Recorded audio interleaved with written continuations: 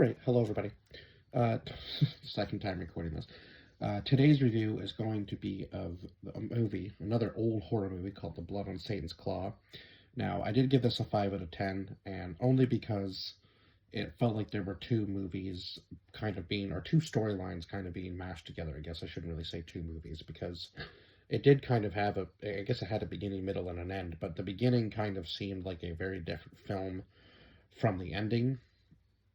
Now, we start out with yeah, it went from kind of like almost like a possession film I found, where like Satan was trying to possess these people, to a cult film, which seemed like a very weird switch. Or yeah, it just seemed like the transition from the beginning of the film to the end. It didn't really seem like it was.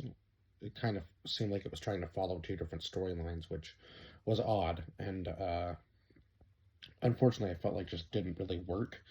And sometimes it was hard to follow because was were people being possessed by the devil, or was it just like a cult like activity? And at the end it seemed like they were kind of building like their own devil, out of the humans that were being possessed. So maybe that was a storyline. I'm not really sure. It just kind of seemed weird, like a very big switch to me, which was odd. That it seemed like more of a like a people were being possessed, and then at the beginning, it seemed like these kids were trying to get rid of the people who were being possessed by the devil, and then in the end, they ended up being the cult. So, kind of hard to follow in some parts, but I guess maybe sometimes old films don't really. The old horror films sometimes are a little weird, I find. But yeah, I mean, some of the imaging was definitely unsettling in this film, and there was some stuff that I didn't really feel was necessary, but I guess it is what it is with horror films. They always seem to kind of push the boundaries, especially in the older ones, I find. Like the older horror films definitely push the boundaries a lot more with certain imagery and stuff than some of the newer horror films do. And I feel like this one was more like psychological than anything really from like the imagery in the movie. But unfortunately, I just didn't find it that compelling. And, my eyes were glued to the screen, but it was just kind of like a hard film to follow for me. And a lot of the story just didn't seem to connect. And sometimes it was just like people were disappearing and you didn't really know where they were. And then some of the scenes were kind of confusing to follow. Like one thing was happening and then another thing was happening, and then it had cut to a different scene, and it was like almost like you were starting the movie from the beginning again. It felt very it felt like the scenes were cut very poorly and not maybe spliced together properly. I feel like almost like the storyline drifted in certain parts, and they were trying to do too much with two different ideas, and then it just ended up kind of flopping a little bit in my mind. But I don't really know. I guess we'll I guess only the director would know, and unfortunately, I don't think the director is.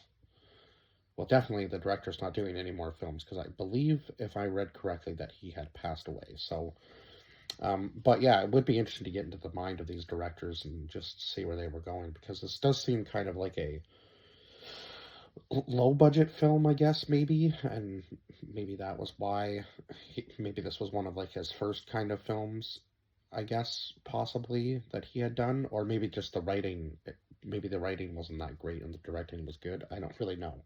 Kind of hard to tell, but anyway, we had Patrick Wymark, who played the judge, who kind of seemed like the main character in our film. Now, obviously, in the very beginning, he is not really in the belief system that anything is out of the realm of just like natural occurrences, right? This guy tries to bring him like this message of this thing that he saw in the field. It was like a face with fur. And of course, he kind of disregards it. He goes, well, it must have been like an animal or some sort of thing, like maybe an owl that you saw that had just died and you had run it over with your plow. And he kind of like casts any other ideas aside, right? And then we had Linda Hayden, who played Angel Blake, who ended up being the leader of this cult. And she was kind of an odd character. Now, of course, she tries to seduce Reverend, who was played by Anthony Ainley, she tries to seduce him and bring him into the cult. Now, in the beginning, she seemed pretty innocent, and of course, once she realizes that she's the cult leader, she kind of becomes a little bit more crazy.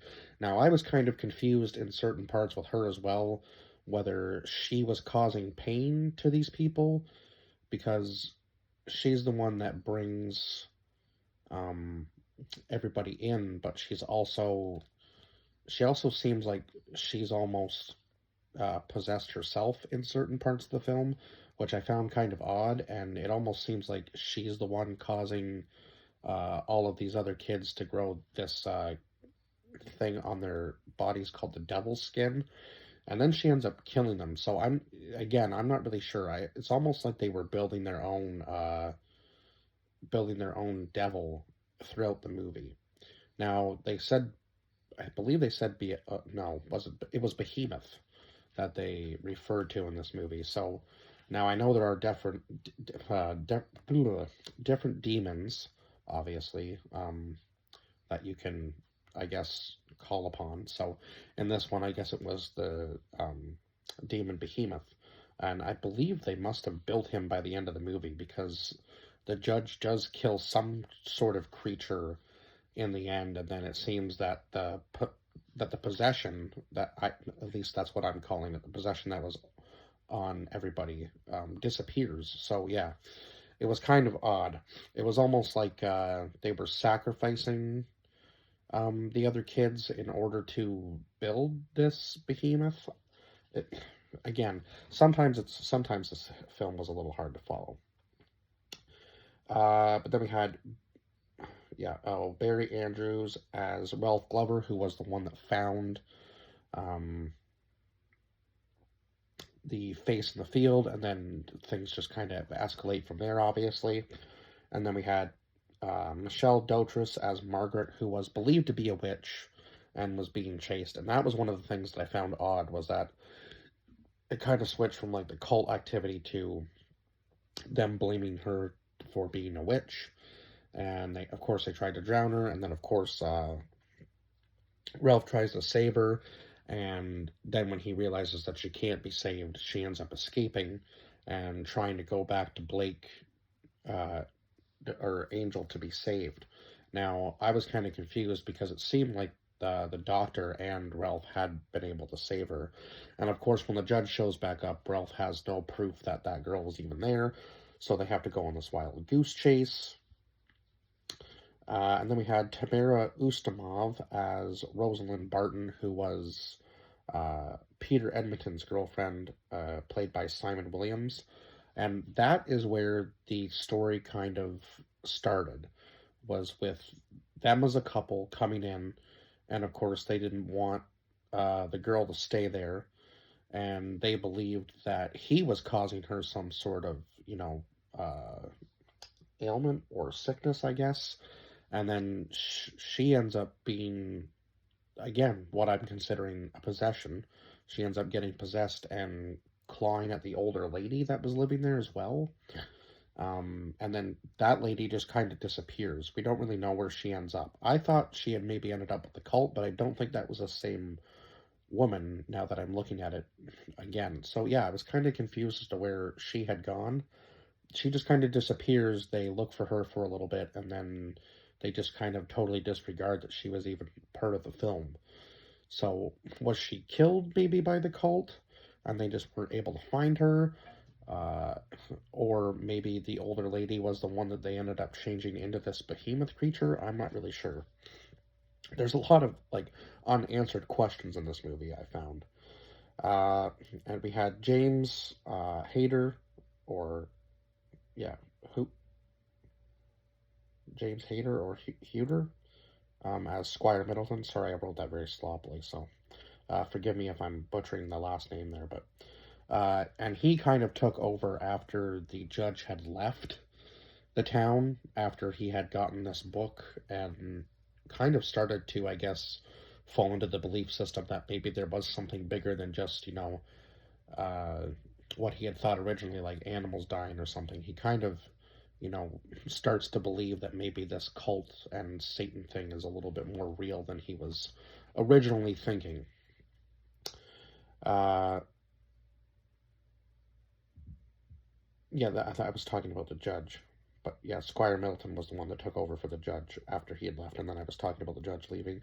And then, of course, the doctor, he seems kind of like a very skittish character, and maybe one of the more smarter people, and especially when Margaret's in the house and he says, no, you have to get rid of her, like she has this marking on her known as devil's skin, and of course you don't want to leave her in here because bad things could come for you too. And it does end up coming for Ralph because he ends up getting the devil's skin on himself. And of course, then the cult comes for him and picks him up. And luckily, he wasn't killed, but unfortunately, a lot of people were sacrificed for this cult. And of course, they consider it like some sort of sick game. And unfortunately, there was a scene in there that I didn't really think needed to be in there, but yeah, unfortunately, one of the girls gets assaulted, and it wasn't.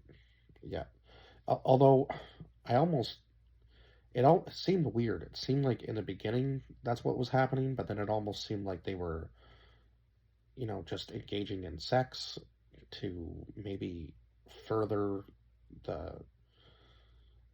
I don't know. It was just so weird. There was so much weird cult activity in this movie that I couldn't really keep up with it.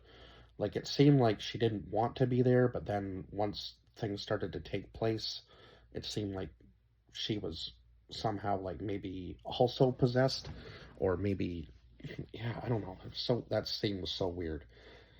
And then they end up killing her anyway.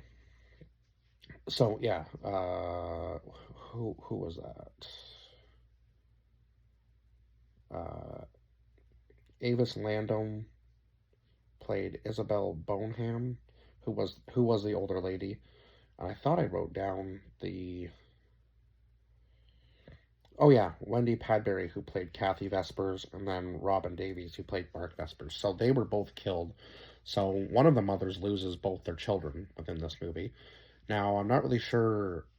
I don't really remember Mark having any of the markings on him, so that was kind of odd. But then, of course, obviously his sister did, and I'm not really sure how old any of these kids are supposed to be, like whether they were supposed to be like younger adults or whether they were supposed to be all children. It seemed kind of weird, like almost like some of them were teenagers, but yeah, it's hard to tell what age these people actually were, and it, I think it does say kids, but I mean, some of them seemed a little older, including Angel, obviously. She seemed maybe like she was in her younger 20s and she was kind of like recruiting.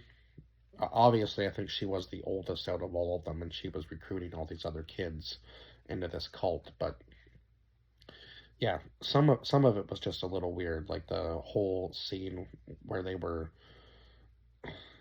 Yeah, I don't really know what other way to put it other than it looked like something else was going on, and then it kind of changed, and then they ended up killing Kathy. So yeah, I was really confused by that scene because it seemed like she was scared, but then when things started going down, it seemed like she was almost part of the cult herself and didn't.